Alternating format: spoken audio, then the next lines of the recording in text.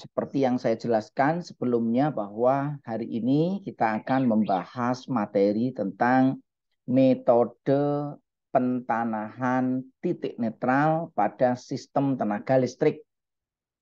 Nah, materi sebelumnya kita sudah membahas tentang berbagai jenis pentanahan. Apa saja sih yang perlu ditanahkan?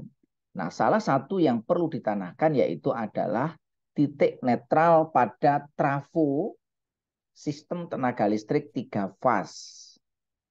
Oke, kita awali ya kuliah ini ya. Jadi terkait dengan pentanahan ya, sistem pentanahan pada titik netral tenaga listrik maupun pentanahan yang lain ya, ada beberapa pertimbangan yang perlu kita lakukan ya di dalam kita melakukan apa namanya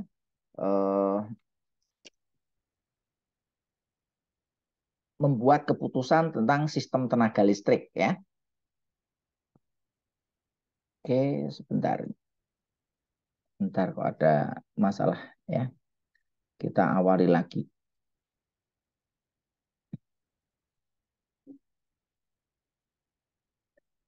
Sudah bisa dilihat semuanya? Sudah, Pak. Sudah, Pak. Oke, kita lanjutkan ya.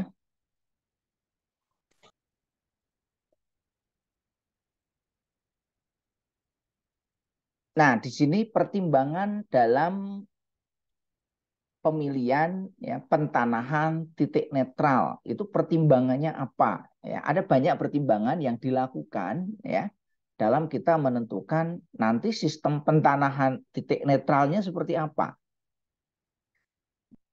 Yang pertama itu jelas terkait dengan masalah keandalan. Jadi yang pertama itu terkait dengan keandalan. Nanti kita akan pilih untuk metode pentanahannya. Apakah langsung seperti ini, apakah nanti menggunakan reaktor, apa nanti menggunakan resistor, apa nanti tidak perlu kita tanahkan atau floating. Nah, keandalan ini juga terintegrasi dengan masalah safety, keamanan.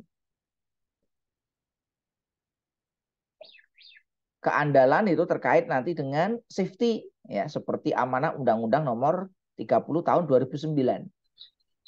Bahwa sistem tenaga listrik itu harus memenuhi 3 aspek. Yang pertama adalah keandalan, yang kedua keamanan, dan yang ketiga adalah environment, ramah terhadap lingkungan. Artinya apa? Kalau ada gangguan, sistem proteksi pada tenaga listrik ini dapat bekerja sehingga tidak menimbulkan permasalahan. Nah, ini saling berkaitan, yaitu keandalan atau andal, yang kedua aman atau safety, dan yang ketiga adalah akrab lingkungan atau environment.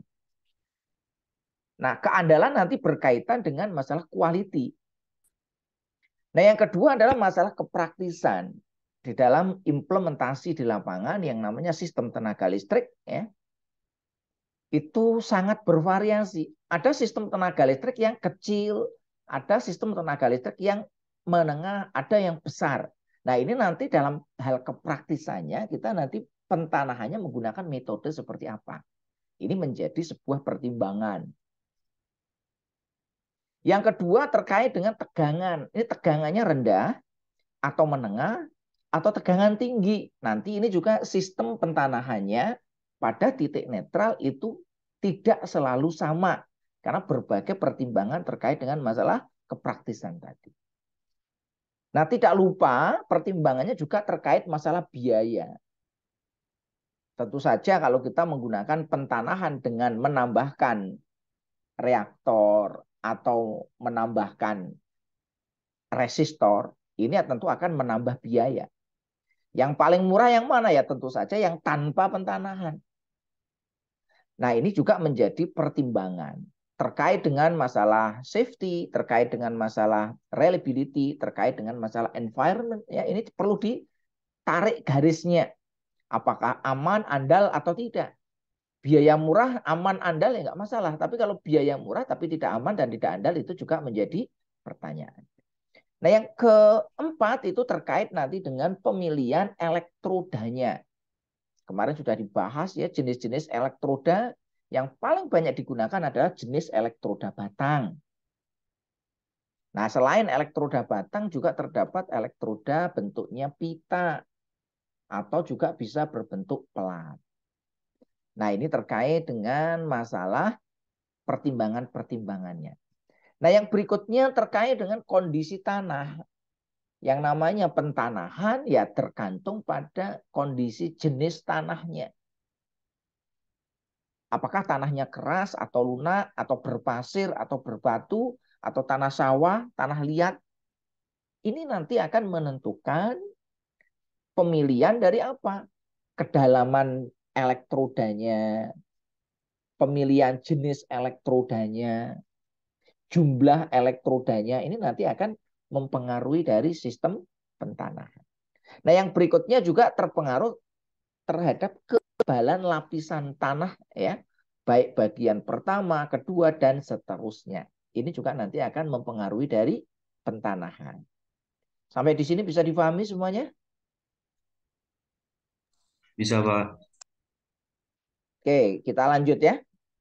Nah, secara umum metode pentanahan titik netral pada sistem tenaga listrik itu dapat dibagi menjadi 5. Mungkin di beberapa referensi ada yang membagi 4. Nah, apa saja? Yang pertama adalah pentanahan secara langsung. Yang secara langsung itu tadi gambarnya yang ini ya, ini yang langsung ya. Yang kedua dengan menggunakan tahanan atau R, resistansi. Yang ketiga menggunakan reaktor. Nah, sekarang yang menggunakan reaktor ini jarang dipakai. Yang masih dipakai adalah menggunakan reaktor yang dapat dicune ya, atau dapat diatur nilainya, yaitu dengan menggunakan Peterson coil. Dan yang kelima adalah pentanahan yang mengambang atau tidak ditanahkan. Nah, kalau kita lihat ya pengaruhnya apa? Kita menggunakan berbagai macam pentanahan tadi. Sebenarnya dapat kita bagi menjadi 2. Yang pertama pentanahan dengan langsung atau solid atau menggunakan impedansi rendah. Impedansi rendah itu berarti tanpa R atau tanpa L ya. Yang kedua, pentanahan tidak langsung, yaitu yang menggunakan menambahkan impedansi tinggi. Nah, parameternya apa sebenarnya? Yang pertama adalah arus gangguan. Ini arus gangguan. Untuk pentanahan secara langsung, arus gangguannya tinggi. Kalau tidak langsung, karena ada Z, maka kan berarti I gangguan sama dengan I gangguan dibagi dengan Z, maka menjadi rendah. Kalau Z-nya 20, arus gangguannya misalkan 1000 ampere, ya dibagi 20, cuma 50 ampere. Kecil ya. Bisa difahami sampai di sini yang untuk arus gangguan? Ini pakai hukum Ohm. Hukum Ohm bicara tentang apa? V sama dengan I kali R. Kalau di sini ya kan ada gangguan ditambahkan R, maka I sama dengan V per R. Karena di sini ditambahkan R ya, maka arus gangguannya itu relatif lebih rendah. Nah, selain arus gangguan, juga kalau terjadi gangguan itu terdapat namanya over voltage pada fase yang sehat. Jadi misalkan sistem 3 fase yang terganggu fase R, maka tegangan pada S dan T itu akan, kalau kita menggunakan solid, itu rendah. Tapi kalau kita menggunakan impedansi, maka akan terjadi kenaikan. Nah, kalau terjadi kenaikan, ini akan membahayakan apa?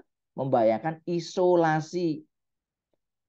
Kalau arusnya tinggi, ini akan membahayakan siapa? Membahayakan makhluk hidup, termasuk manusia, dan juga peralatan.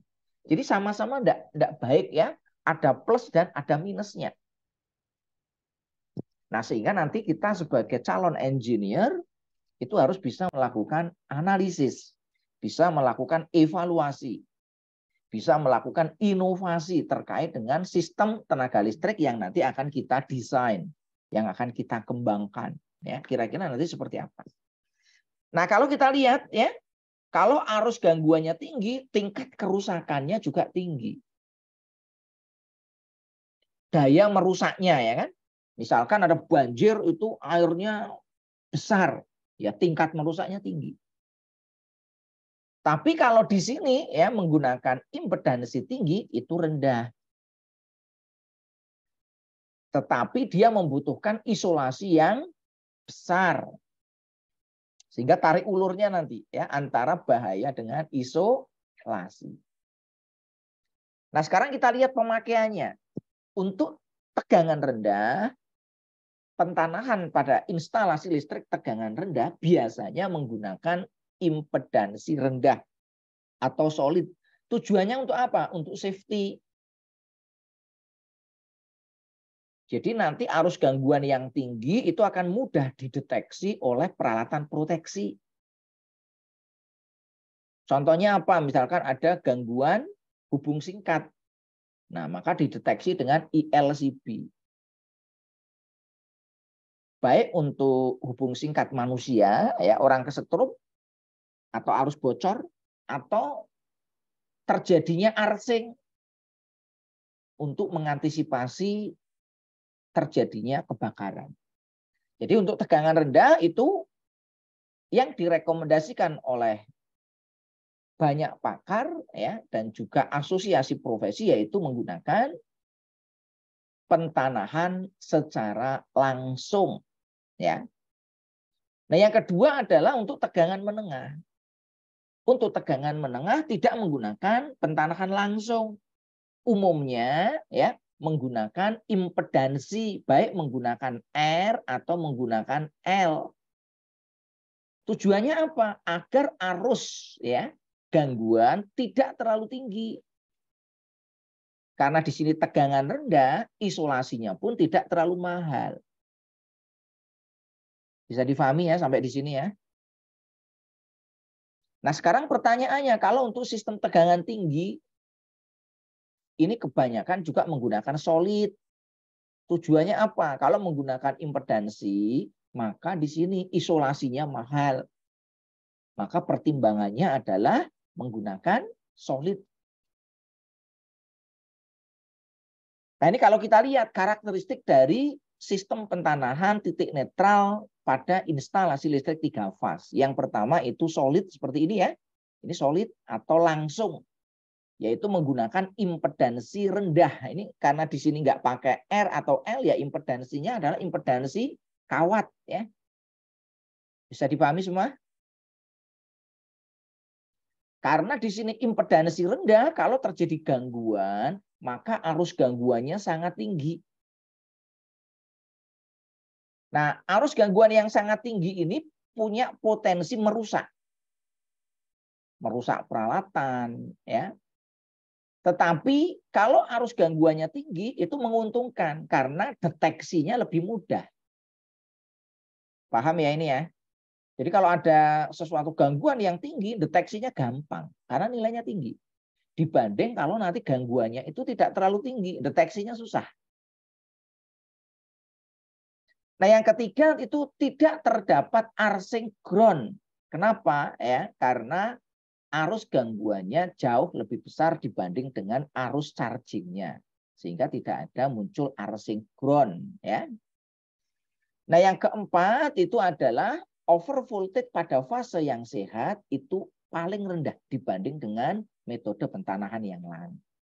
Nah, di sini aplikasinya di sini yaitu di tegangan rendah alasannya untuk safety, yang kedua di tegangan tinggi itu alasannya untuk menghemat isolasi. Ini yang pertama ya. Yang kedua adalah pentanahan dengan menggunakan reaktor. Nah, ini sudah jarang dipakai ya.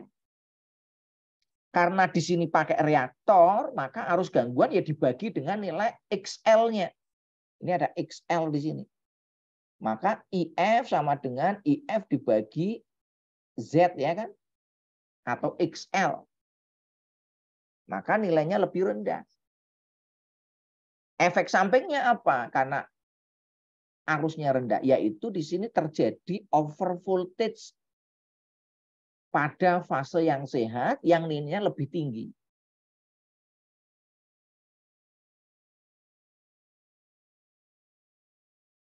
Nah, di sini over voltage itu akan terjadi jika ground fault-nya ya itu berkisar antara 0,8 sampai 1 kali dari V phase to phase.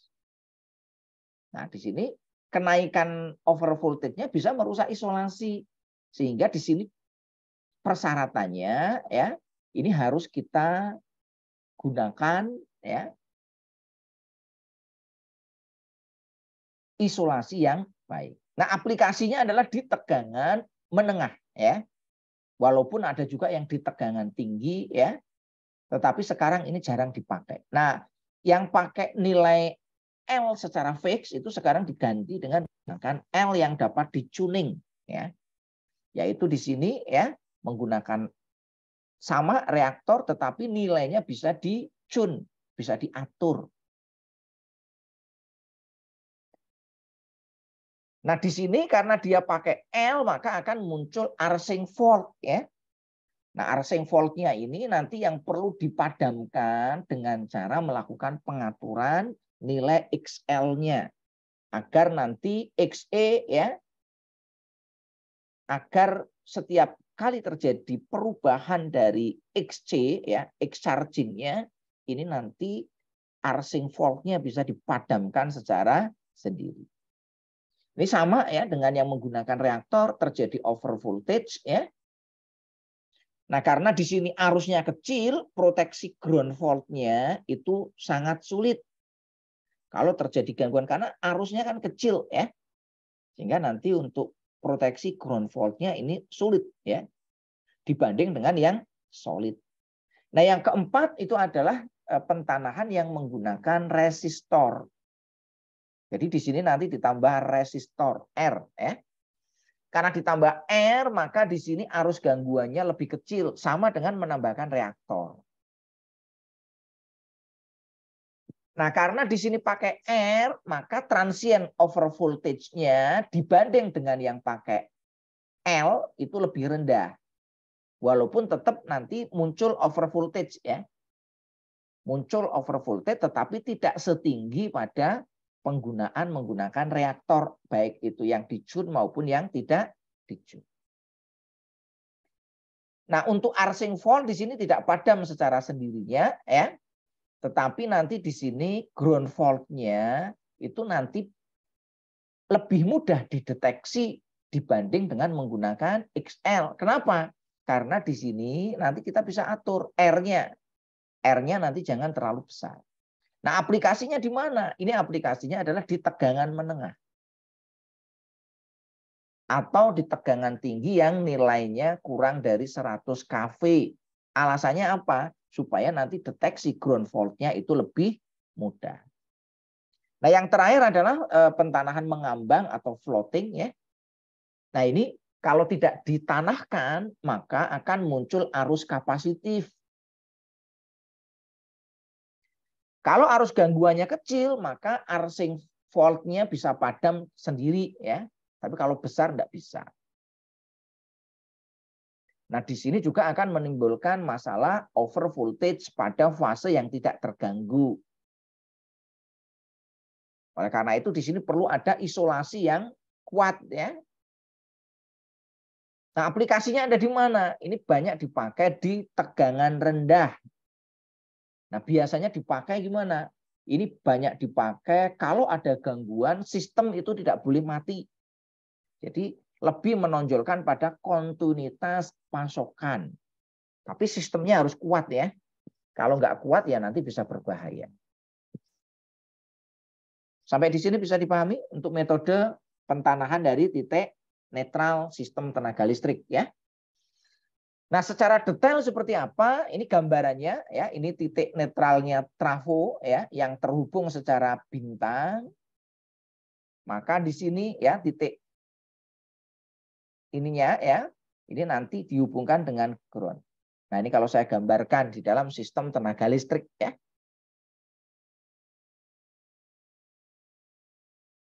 Nah, sekarang kita lihat keuntungannya apa untuk secara langsung ya. Maka di sini yang pertama ya, tegangan lebih pada fase yang tidak terganggu itu tidak terlalu besar atau relatif kecil. Jadi tegangan-tegangan yang fase yang sehat itu tidak terjadi kenaikan.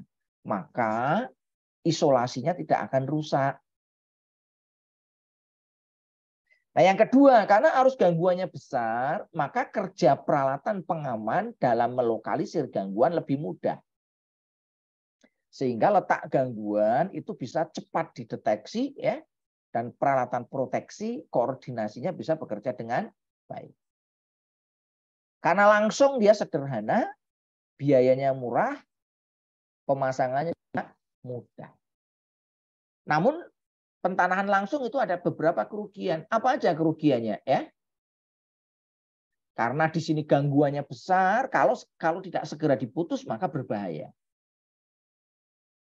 Membahayakan siapa? Makhluk hidup, ya, bisa alatnya rusak atau menimbulkan kebakaran dan lain sebagainya. Sehingga di sini kuncinya ada di peralatan proteksi, harus bisa dengan cepat bekerja dengan baik kalau ada gangguan.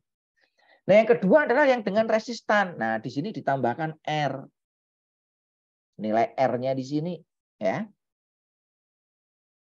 Jadi diseri dengan grounding. Sehingga nanti di sini R-nya sama dengan ya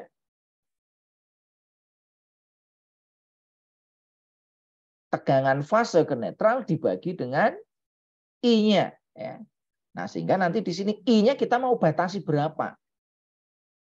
I sama dengan E per R. Nah, sehingga nanti R-nya itu ya tergantung nanti kita I-nya itu mau kita batasi berapa ya dari arus gangguan. Nah, implementasinya pakai apa di sini ya? Ini banyak dipakai di tegangan menengah ya. Kalau di tegangan rendah jarang dipakai ya. Nah, kalau di tegangan menengah nanti kita menambahkan yang namanya NGR. Nah, ini NGR. NGR itu adalah neutral grounding transformer. Neutral grounding resistor ya. Nah, ini di beberapa sistem PLN kalau 70 kV mereka menggunakan R senilai 62 ohm. Untuk 20 kV itu ada yang menggunakan 12 ohm, ada yang menggunakan 42 ohm. Nah, ini tergantung pada desain engineer-nya. Ini engineer-nya mau milihnya berapa? 10 ohm juga bisa, 20 ohm juga tidak apa-apa. Ini pertimbangannya tadi ya. Nah, untuk jenis NGR yang paling banyak digunakan adalah jenis logam atau metallic resistor atau juga jenis liquid resistor. Nah, NGR ini fungsinya untuk membatasi arus gangguan. Nah, ini contoh ya yang menggunakan metallic resistor. Ini adalah NGR, neutral grounding resistor ya. Ini juga sama, ini yang menggunakan jenis liquid ya, cairan. Nah, keuntungannya apa kalau kita menggunakan R ya? Arus gangguan tanah dapat diperkecil karena adanya nilai R tadi. Karena arusnya kecil itu tidak membahayakan. Yang kedua, ya, bahaya gradient voltage lebih kecil karena arus gangguan tanahnya kecil. Jadi gradient voltage-nya lebih kecil, tidak membahayakan ya. Tidak membahayakan terkait dengan tegangan sentuh maupun tegangan langkah. Yang ketiga, mengurangi kerusakan peralatan akibat arus gangguan yang melaluinya. Tapi juga ada kerugiannya. Apa kerugiannya? Karena pakai R, kalau ada gangguan, maka akan muncul rugi-rugi daya pada tahanan pentanahan. Karena nanti groundingnya dialiri arus yang ada R-nya di sini, maka akan muncul panas. Ya. Karena arus gangguan ke tanah relatif kecil, maka kepekaan peralatan proteksi menjadi berkurang. Dan lokasi penentuan gangguannya itu tidak mudah dan tidak bisa kita ketahui dengan cepat. Nah, ini plus minusnya di situ ya. Nah, ini contoh ya, spesifikasi NGR atau neutral grounding resistor yang digunakan pada instalasi listrik PLN 150, 70 kV ya. Ini tegangannya 70 kV, tahanannya sekian, arus nominalnya sekian, waktu kerjanya 10 second. Ya. Ini yang ada ini 20 kV, 13 ohm ya. Nah, ini membatasi arus nominal yang nanti akan mengalir apabila terjadi gangguan. Nah, yang ketiga adalah pentanahan melalui Peterson coil menggunakan XL ya, menggunakan XL. Tadi sudah saya jelaskan ya. Nah, biasanya ini digunakan untuk sistem-sistem yang gangguannya itu hanya sifatnya temporer. Kalau gangguannya permanen ya nggak cocok pakai Peterson coil. Karena dia nanti lebih cocok apabila digunakan untuk yang sistem yang tidak terlalu besar, yang gangguan sistemnya itu bersifat tidak permanen ya. Jadi di sini ini dihubungkan dengan Peterson coil ya. Peterson coil seperti apa ya? Hampir sama dengan NGR ya. Bentuknya hampir sama ya. Cuma di situ nanti ada adjustment-nya. Bisa diatur nilai XL-nya. Nah, ini keuntungannya karena ada XL sama dengan R ya, arus gangguannya kecil sehingga tidak membahayakan baik alat, manusia ya. Nah, yang kedua di sini ya, sistem dapat terus beroperasi meskipun terjadi gangguan fase ke tanah. Nah, ini memang didesain untuk sistem-sistem yang seringkali mendapat gangguan temporer. Misalkan ada pohon jatuh, tek itu kan, ada ranting pohon jatuh menimpa instalasi listrik, maka itu gangguan temporer. Begitu jatuh dia nanti akan terganggu ya. Setelah itu pohonnya jatuh ke tanah, maka gangguannya akan hilang. Kalau kita menggunakan solid ya, maka dia pengaman akan kerja. Tapi kalau kita dengan menggunakan Peterson coil, pengaman tidak kerja. Bisa difahami ya? Nah, yang ketiga, gejala busur api dapat dihilangkan. Nah, kerugiannya apa di sini ya? Relay gangguan tanah tidak bisa bekerja karena arus gangguan yang relatif kecil. Sehingga kalau di sini gangguannya permanen, nah ini bisa membahayakan. Tidak dapat menghilangkan gangguan fase ke tanah yang permanen. Nah, ini memang tidak cocok untuk permanen ya. Operasi kumparan kompresor harus selalu diawasi karena di sini kan untuk ini bisa diatur ya. Bila ada perubahan pada sistem ya, kumparan Peterson-nya nanti harus dicuning sesuai dengan nilai yang ada di sistem. Saya kira itu ya untuk materi kita ya, yang dapat saya sampaikan ya. Ada yang ingin ditanyakan silakan. Apakah semuanya sudah jelas terkait dengan metode pentanahan titik netral sistem tenaga listrik 3 fase? Silakan kalau ada yang mau ditanyakan.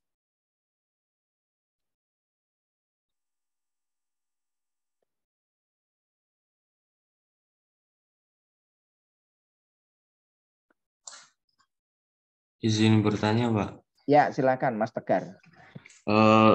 Saya mau tanya, gangguan temporer dan permanen yang biasa terjadi pada sistem tenaga listrik itu apa saja ya, Pak? Ya, terima kasih ini ya. Ini pertanyaan bagus. Jadi gangguan itu nanti bisa dibagi menjadi banyak ya. Salah satunya adalah sifat gangguan. Nah, sifat gangguan itu ada gangguan yang sifatnya temporer. Temporer itu sementara ya. Contohnya apa tadi Mas ya? Ada dahan yang jatuh ke sistem tenaga listrik itu kan. Jatuh kan menimpa kabel yang untuk udara kan. Nah, itu menimbulkan gangguan. Nanti setelah jatuh menimpa itu kan dia nanti akan jatuh ke tanah Mas ya. Paham enggak Mas? Jadi gangguannya itu cuma sebentar aja. Cuma ya terjadi berapa detik ya. Nah, ini kalau kita menggunakan sistem pentanahan yang tipe solid, maka otomatis peralatan proteksi ground fault relay nanti akan kerja. Karena dia memang sensitif kan. Ada gangguan sedikit aja dia mesti kerja. Paham ini? Paham, Pak. Kalau di sistem rumah Mas ya, contohnya begini. Kalau Anda pasang ILCB itu ya, ada kabel itu kecokot tikus tapi belum sampai konslet. maka ELCB-nya akan trip, Mas. Pernah ngalami nggak? Belum pernah, Pak, saya. Jadi nanti kalau Anda nanti praktik pakai instalasi listrik dengan pengaman menggunakan ELCB, earth leak circuit breaker, ada kabel yang rusak saja, ya mungkin rusaknya nggak parah, ya. Tadi hanya kegencet, ya kabel kegencet, itu nanti ELCB itu akan trip. Sehingga memang kalau Anda menggunakan pengaman itu harus dipastikan instalasi listriknya sempurna. Kalau tidak sempurna ya akan tadi disco, Mas. Trip, dinyalakan lagi, nanti berapa lama trip lagi. Nyalakan lagi, makin lama trip lagi. Nah, itu kalau ada kondisi seperti itu, ya berarti itu pengaman ELCB kerja. Nah, sama dengan kalau kita menggunakan ya sistem instalasi listrik di jaringan distribusi atau di saluran transmisi, ya, yang di situ kalau ada gangguan, ya gangguan yang sifatnya temporer. Nah, ini nanti bisa kerja. Kalau kerja gimana? Padam kan? Maka Anda harus mengaktifkan lagi. Nah, oleh karena itu, ya, salah satunya menggunakan metode pentanahannya menggunakan tadi, ya, Peterson, ya, Peterson coil. Nah, gangguan yang permanen seperti apa? Gangguan permanen ya gangguan yang berlangsungnya dalam waktu yang lama, Mas. Terjadi hubung singkat lama gitu ya, ya udah itu permanen. Bisa difahami ya, Mas ya? Bisa, Pak. Ya, misalkan pohon roboh menimpa dan pohonnya nempel di situ terus kan ya konslet kan? Itu namanya permanen. Kalau yang permanen seperti itu ya, untuk sistem yang menggunakan pentanahan Peterson coil itu tidak cocok. Sehingga nanti kalau Anda milih pentanahannya pakai Peterson coil, yang gangguan-gangguan yang sifatnya permanen ya harus dihindari. Supaya pohon tidak sampai menimpa itu dalam waktu yang lama gimana ya, dipangkas ya. Bisa dipahami ya ini ya. Ini terkait dengan masalah strategi. Masing-masing punya plus dan minus. Oke, ada yang lain silakan. Atau udah cukup? Monggo silakan ya. Kalau tidak ada berarti sudah cukup ya. Sudah cukup jelas.